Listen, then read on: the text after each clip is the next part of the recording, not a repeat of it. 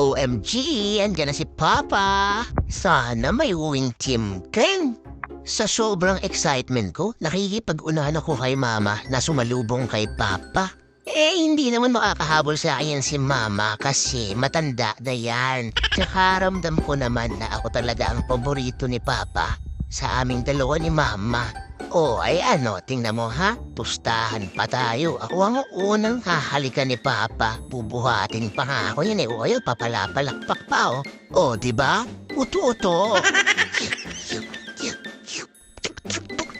Maalat-alat ka. Teka, bago tayo magkalimutan, asan ang chimken ko? Pambihira ka, Papa, wala ka na namang uwi. Papunas-punas ka pa ng pisngi? Natidiri ka ba sa akin? Ikaw nga tong lasang patis. Ayan pa, ahalikin mo pa si Mama. Great sa'yo yan kasi nag-abono siya kanina sa Shopee mo. Ako na nga lang ang kakampi mo dito, Papa. Hindi mo pa po inuwian ng Timken? Hindi ko alam kung may betin lang ba yung dila ko o talagang maalat ka, Papa. Iba talaga lasa Pero dahil love kita, tikikis pa rin kita. Baka naman bukas pwedeng may chimken na ako. Siya, papalit muna ng diaper ang baby boy. Baka makita niyo pa ang tirititit ko Nakakahiya naman. Bye-bye!